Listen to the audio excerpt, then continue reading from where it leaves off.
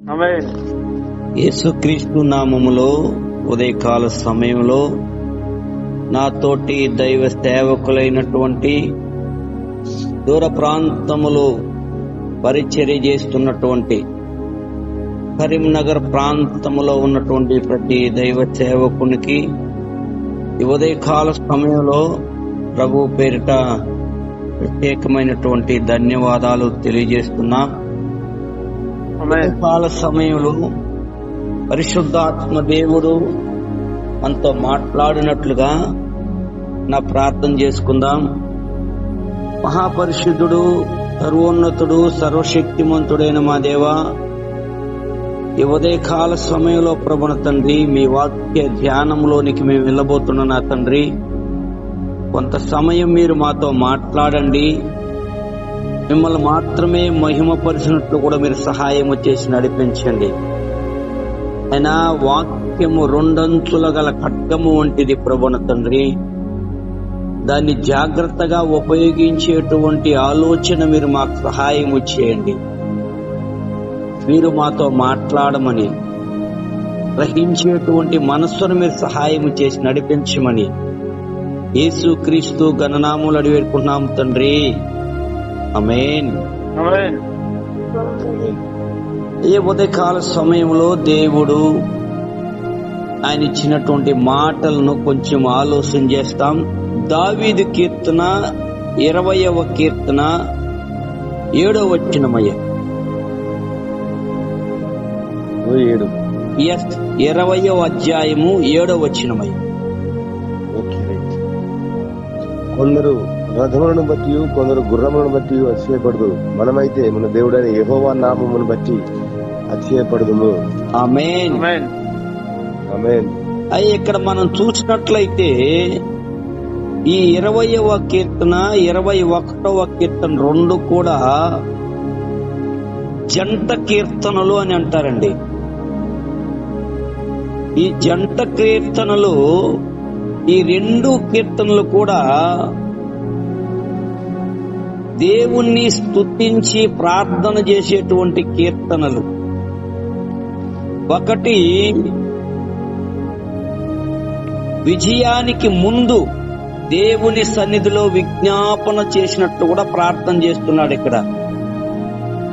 రెండోది విజయము తరువాత దావీదు యుద్ధానికి వెళ్తున్నప్పుడు యుద్ధానికి ముందు జరిగినటువంటి ప్రార్థన ఒకటి, యుద్ధము తరువాత జరిగినటువంటి ప్రార్థన ఒకటి. కాబట్టి 20, 21వ కీర్తనలను జంట కీర్తనలు అని అనడానికి ఏమాత్రం కూడా అతిశయించాల్సినటువంటి. ఇక్కడ ఆయన చెప్తాడు, కొందరు రథములను బట్టి, కొందరు గుర్రములను బట్టి అతిశయపడుతున్నారు, మనమైతే మన దేవుని నామమును బట్టి అతిశయపడాలి. ఆమేన్. ఆమేన్. హల్లెలూయా. హల్లెలూయా. ఈ లోకంలో కొంతమంది రకరకాల పరిస్థితులను బట్టి అతిశయపడుతూ ఉంటారండి, గర్వపడుతూ ఉంటారండి. కొందరు వాళ్ళకున్నటువంటి చదువును బట్టి గర్వపడుతూ ఉంటారు. కొంతమంది వారికి ఉన్నటువంటి అందాన్ని బట్టి గర్వపడుతూ ఉండొచ్చేమో. కొంతమంది వారికి ఉన్నటువంటి పలుకుబడిని బట్టి గర్వపడుతూ ఉంటారు. కొంతమంది వాళ్ళ సంఘములో ఉన్నటువంటి అనేక మంది విశ్వాసులను బట్టి గర్వపడుతూ ఉంటారు. రకరకాల గర్వాలు ఈ లోకములో పనిచేస్తూ ఉంటాయి.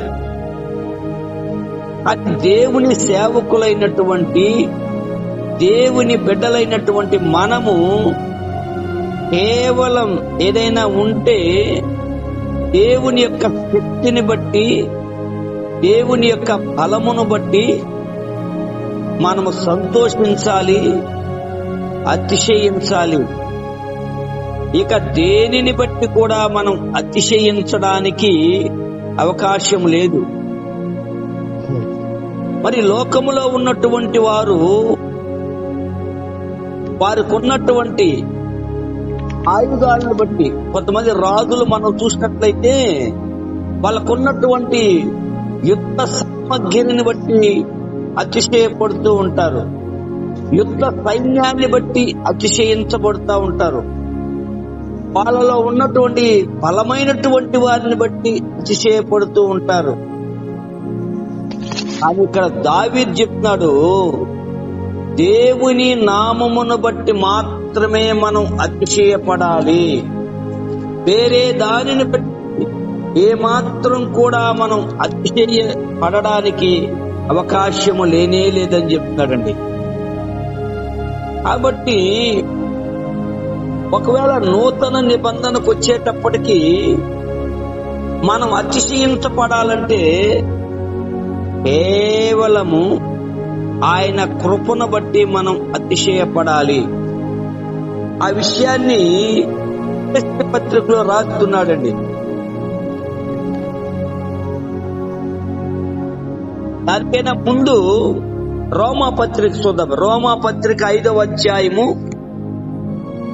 The person you are speaking with has put your call on hold. Please stay on the line. మీరు మాట్లాడుతున్న వ్యక్తి మీ కాల్ ను హోల్డ్ లో ఉంచారు. దయచేసి లైన్ లో చెప్పండి. రోమీయులకు రాసిన పత్రిక 5వ అధ్యాయము 2వ వచనమయ్యా.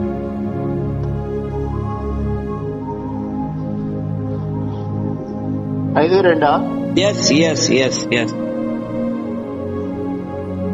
ఒక్క నిమిషం అయ్యా.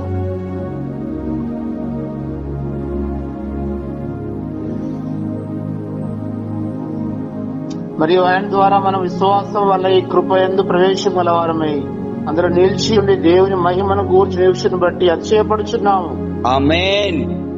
ఇక్కడ అతిశయపడడానికి గల కారణము The దేవుని person you are speaking with has put your call on hold. Please stay on the line. మీరు మాట్లాడుతున్న వ్యక్తి మరియు ఆయన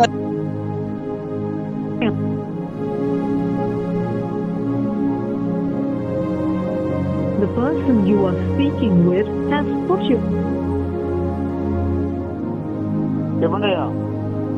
మరియు ఆయన ద్వారా మనము విశ్వాసము వలన ఈ కృపయందు ప్రవేశము గలవారమై అందులో నిలిచి ఉండి దేవుని మహిమను గూర్చి నిరీక్షణను బట్టి అతిశయించుతున్నాము. ఇక్కడ పౌలు మహాభక్తుడు చెప్తున్నాడు, మనం ఏదన్నా అతిశయించడానికి గల కారణం ఏదన్నా ఉంటే కేవలం ఆయన కృపయందు మాత్రమే మనం అతిశయించాలి, మనం ఆనందించాలి, మనం గర్వపడాలి. దేవుని యొక్క కృప లేకపోతే, దేవుడు మనల్ని ప్రేమించకపోతే మనం అతిశయపడడానికి ఏ మాత్రం కూడా వీలు లేదు. కాబట్టి ఈ లోకములో ఉన్నటువంటి పరిస్థితులను బట్టో లేకపోతే మనకున్నటువంటి శారీరకమైనటువంటి బలమును బట్టి, ఈ లోక సంబంధమైనటువంటి జ్ఞానమును బట్టో, ఈ లోక సంబంధమైనటువంటి పలుకుబడులను బట్టో, లోక సంబంధమైనటువంటి బలమును బట్టో మనము అతిశయపడడానికి వీలు లేదు. కేవలము దేవుని కృపను బట్టి మాత్రమే మనం అతిశయపడాలి. ఇదే అధ్యాయం 5వ అధ్యాయంలోనే 11వ వచ్చిన ఒకసారి చదువుదాం. 11 11 5:11 మళ్ళీ చెప్పండి. 5:11 రోమపత్రిక 5:11.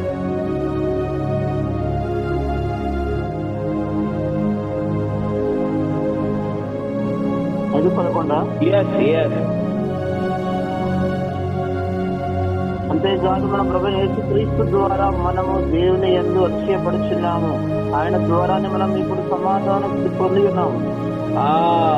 ఇక్కడ మనం ఆలోచన చేసినట్లయితే, మనం ఎప్పుడైతే దేవునితో మనం సమాధాన పడతామో, అప్పుడు దేవుని యందు మాత్రమే అతిశయించడానికి, దేవుని యందు మాత్రమే సంతోషించడానికి, దేవుణ్ణి మాత్రమే మనం ముందు పెట్టుకోవడానికి దేవుడు కృప చూపిస్తున్నాడండి. కాబట్టి మనం అతిశయించుట వలన ఏమి ప్రయోజనము లేదు కానీ దేవుని యందు మాత్రమే మనం అతిశయపడాలి. ఈ లోకములో ఉన్నటువంటి పరిస్థితులు గాని, లోకములో జరుగుతున్నటువంటి దేనిని బట్టి కూడా మనము అతిశయపడడానికి వీలు ఏమాత్రము కూడా లేదు.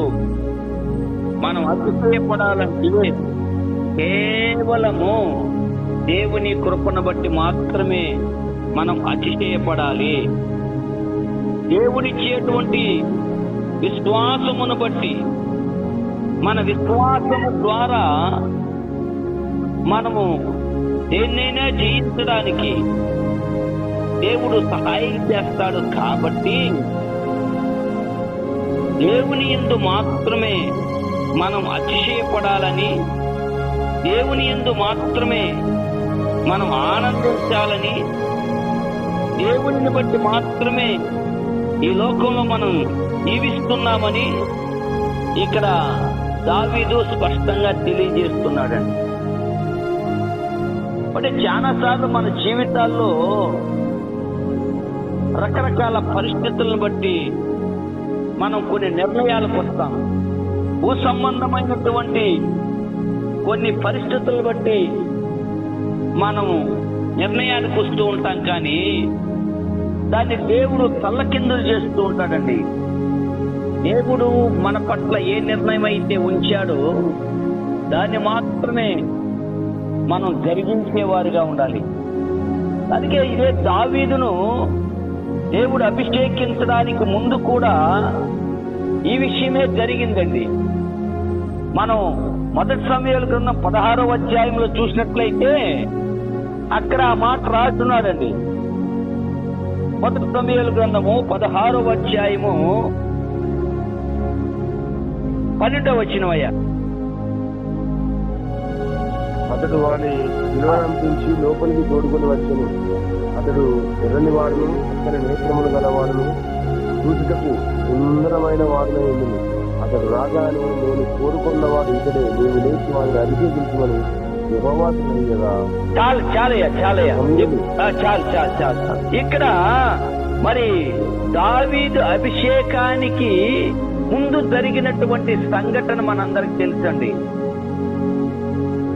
దేవుడు సమూయేలుతో మాట్లాడాడు. మరి సౌలు తరువాత, సౌలు నాకు ఇష్టం లేనటువంటి పరిచర్య చేస్తున్నాడు, నువ్వు వెళ్ళి యెషాయి కుమారుల్లో ఒకరిని అభిషేకించు అని చెప్పాడండి. ఈ యొక్క సమూయేలు అనుకున్నాడు, అతని కుమారులు యుద్ధంలో ఉన్నారు కదా, వాళ్ళలో ఎవరినో ఒకరిని ఎన్నుకుంటాడులే, ఎవరినో ఒకరిని అభిషేకించమని చెప్తాడులే. అంటే వారికి ఉన్నటువంటి బలము, వారికి ఉన్నటువంటి యుద్ధ నైపుణ్యాన్ని చూసి ఆ యొక్క యెషయా కుమారుల్లో పెద్దవాడినో, రెండో వాడినో, లేదా మూడో, నాలుగో వాడినో ఎన్నుకుంటాడని అనుకున్నాడండి ఈ ప్రవక్త అయినటువంటి సమూయేలు. కానీ దావీదు విషయంలో మనం చూసినట్లయితే అతడు గొర్రెలు మేపేటువంటి వ్యక్తి, ఏమంత అందమైనటువంటి వ్యక్తి ఏం కాదు. కానీ ఇక్కడ ఆయన చెప్తున్నాడు, అతడు ఎర్రని వాడును, చక్కని నేత్రముల గలవాడును, సుందరమైనటువంటి వాడై ఉండెను. అంటే దేవుడు ఏం చేస్తాడంటే హృదయాన్ని చూస్తున్నాడండి. దావీదు యొక్క హృదయాన్ని చూస్తున్నాడు. దావీదు యొక్క హృదయాన్ని చూసి ఆయన చాలా అందమైనటువంటి వ్యక్తి, అంటే దేవునికి ఇష్టమైనటువంటి వ్యక్తి, ఇష్టమైనటువంటి ప్రవర్తన కలిగినటువంటి వ్యక్తి అని హృదయములో ఉన్నటువంటి ఆ విశ్వాసమును, హృదయములో ఉన్నటువంటి ఆ భక్తి జీవితాన్ని, హృదయములో ఉన్నటువంటి ఆ ప్రార్థన జీవితాన్ని దేవుడు చూసి ఇతడు చక్కని వాడు అని చెప్తాడు. మరి దేవుడు పై రూపాన్ని చూడకుండా అంతరంగాన్ని చూస్తున్నాడండి. ఇక్కడ దావీదు కూడా అదే చెప్తున్నాడు. అయ్యా, ఈ లోకంలో రకరకాల మనుషులున్నారు, వాళ్ళకున్నటువంటి బలమును బట్టి అతిశయపడతారు, వాళ్ళకున్నటువంటి రథములను బట్టి అతిశయపడతారు. నేనైతే నీ కృపయందు నేను నమ్మికరించున్నానయ్యా, నీ దయా నీ కనికరం మీద నేను నమ్మికరించున్నానని చెప్తున్నాడండి. ఇక్కడ దావీదులో చూసినటువంటి విషయం కూడా అదే అండి. దావీదు హృదయాన్ని ఎరిగినటువంటి వాడు, పై రూపాన్ని కాదు. సమూయేలు పై రూపాన్ని చూశాడు, వాళ్ళ అన్నల విషయాన్ని ఆలోచన చేశాడు. అక్కడ వాళ్ళ అన్నలు గొప్పవారు కదా, వారిని ఎన్నుకుంటాడేమో అని అక్కడ చూసాడు. 7వ వచనంలో మనకు అదే కనిపిస్తుందండి. మరి నీవు అనుకున్నట్లుగా నేను అతని పై రూపాన్ని లెక్క పెట్టను గాని, నేను అంతరాత్మను చూసేటువంటి వ్యక్తిని. నేను పై రూపాన్ని లక్ష్య పెట్టను గాని, నేను అంతరంగాల్ని ఎరిగినటువంటి దేవుణ్ణి. కాబట్టి దావీదులో ఉన్నటువంటి ప్రార్థనా జీవితాన్ని, దావీదులో ఉన్నటువంటి విశ్వాస జీవితాన్ని, దావీదులో ఉన్నటువంటి స్తుతి జీవితాన్ని, దావీదులో ఉన్నటువంటి కృతజ్ఞతా జీవితాన్ని దేవుడు చూశాడండి. ఈరోజు మన పరిస్థితులు అవసరం లేదండి ఆయనకు. మనకున్నటువంటి బలమో శక్తో లేకపోతే ఇంకొకటి అవసరం లేదండి ఆయనకు. మన విధేయత కావాలి, మన విశ్వాసము కావాలి. దేవుని మాటను మనం వింటామా, దేవుని మాటను మనం అంగీకరించగలుగుతామా, అది మాత్రమే ఆయన చూస్తూ ఉంటాడండి. దానికే దావీదు మళ్ళా చెప్తున్నాడు. ఆ దావీదు కీర్తన 95వ కీర్తన ఒకసారి చూడండి. దావీదు కీర్తన 95వ కీర్తన 95, 6, 7 వచనాలయ్యా.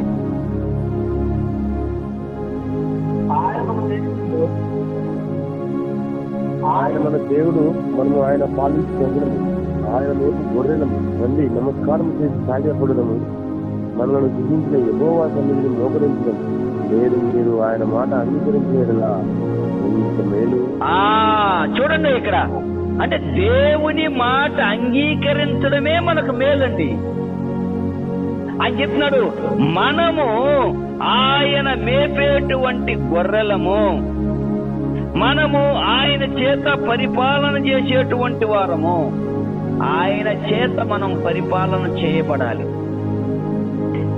మనము ఆయన సన్నిధిలో నేర్చుకోవాలి, నేర్చుకొని బలం పొందుకోవాలి. ఆయన చెప్తాడు, మనము ఆయన మేపేటువంటి గొర్రెలము. అంటే ఆయన పెట్టేటువంటి తిండిని, అంటే ఆయన పెట్టేటువంటి వాక్యాన్ని, ఆయన ఇచ్చే వాక్యాన్ని మనం పంచుకున్నప్పుడు, పరిశుద్ధాత్మ దేవుడు ఏదైతే మనకు తెలియజేస్తాడో అది మనం బయలుపరిచినప్పుడు, అప్పుడు మనము జాగ్రత్తగా ఉండడానికి, అప్పుడు దేవుని మహిమపరచడానికి, దేవుని యొక్క పరిపాలనకు మనం లోబడ్డానికి మనం ఇష్టపడినట్లయితే అప్పుడు మన జీవితంలో మనకు మేలులు జరగడానికి దేవుడు సహాయం చేస్తాడు. దానికి ఆ మాట చెప్తాడు, మనము ఆయన మాట ఇంటే ఎంత మేలు.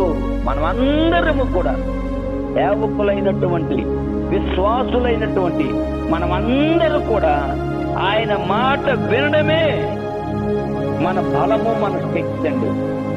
కాబట్టి రథములను బట్టియో గుర్రములను బట్టియో మనము అతిశయపడాల్సినటువంటి అవసరం లేదండి.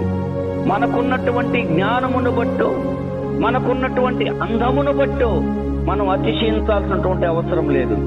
కేవలం దేవుని కృపను బట్టి. పౌలు దానికే చెప్తున్నాడు కదా, నాకున్నటువంటి జ్ఞానమునంతా కూడా సమస్తాన్ని నేను గంటలాగా ఎంచుకుంటున్నానని చెప్తున్నాడండి. ఈ ఉదయకాల సమయంలో లోక సంబంధమైనటువంటి దేని మీద కూడా మనం ఆధారపడకుండా దేవుని బలమును మీద, దేవుని శక్తి మీద, దేవుని కృప మీద మనం ఆధారపడినట్లయితే ఖచ్చితంగా దేవుడు మనకు విజయాన్ని అనుగ్రహిస్తాడండి. ఆయన అనుగ్రహించినటువంటి విజయాన్ని దాన్ని ఎవరు కూడా మన చేతిలో నుంచి తీసివేయలేరండి. ఎవరు కూడా దాన్ని మన చేతిలో నుంచి తీసివేయలేరు. కాబట్టి ఆయన ఇచ్చే అధికారము శాశ్వతమైనటువంటి అధికారం, స్థిరమైనటువంటి అధికారం. ఆయన కృపకు, ఆయన యొక్క మాటకు ఆయనకు విధేయత చూపించినట్లయితే దేవుడు సరైనటువంటి ఆనందములోనికి, అతిశయములోనికి నడిపించడానికి దేవుడు సహాయం చేస్తాడు. ఇట్టి కృప దేవుడు మనందరికీ అనుగ్రహించునుగాక. ఆమేన్, ఆమేన్, ఆమేన్. చాలా చక్కని వాక్య సందేశం దైవజనులు బాలజయ్ గారు తిరుపతి ప్రాంతం నుంచి మనం ప్రేమించి దేవుని కృప ద్వారా దేవుని మేలు పొందుకోవాలి, ఇలా ఆత్మీయంగా ముందుకెళ్ళాలి, పరిశుద్ధులుగా, నీతిమంతులుగా, నిందారైతులుగా దైవ ప్రసన్నతలో మనము ఏం చేపట్టుకుంటూ నడిచినప్పుడు ఎన్నో మేలు, ఆశీర్వాదాలు మన జీవితంలో దేవుడు ఏదైనా సమర్థులుగా నేర్చుకున్న వాక్యం ద్వారా మనకు బలపరుచున్నారు. కృష్ణా జిల్లా సేవలందరి పక్షంలో వారి ప్రత్యేకమైన ధన్యవాదాలు, కృతజ్ఞతలు. నేను వారి కుటుంబాన్ని పరిచయాన్ని దీవించి ఆశీర్వదించను గాక. ఆమేన్. మంచి వాక్యం గురించి, వాక్యం మా అందరి జీవితాల్లో ఫలించలాగా మధ్యలో దేవుని ప్రార్థన చేస్తారు.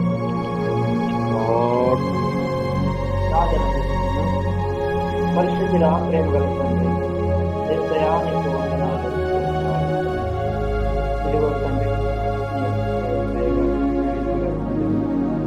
తండ్రి నీ యొక్క మాటలను తండ్రి మా అందరి హృదయాల్లో తండ్రి స్థిరపరచు. ఇదిగో తండ్రి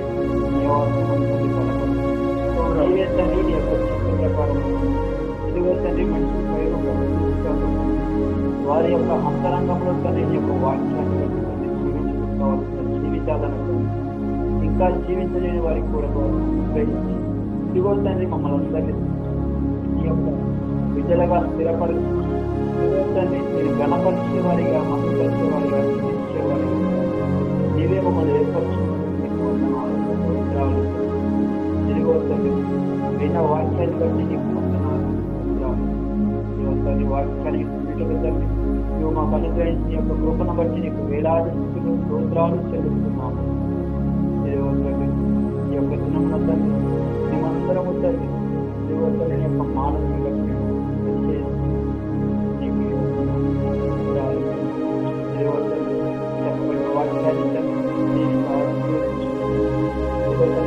కుటుంబాన్ని జీవితాన్ని జోడించు, వారి యొక్క కర్ణాన్ని బలపరుచుకుంటాం. దేవతల యొక్క ప్రతి ఒక్కరి సేవకులు సంఘాలను బలపరిచి వారికి కావాల్సిన ప్రతి అవసరతను తీర్చి దేవతని నీవే ఈ యొక్క చిత్త ప్రకారం ప్రార్థించడి వేడుకుంటున్నాము తండ్రి.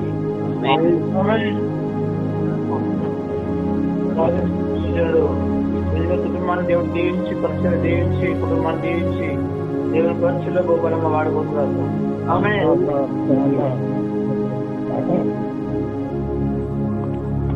ఇంకే శివం సర్వీస్ మీద అయ్యా దేశపల్ల ప్రాణాయ గారు చేసింది ఫోన్ వచ్చిందా? 2 లైన్లో ఉన్నారు.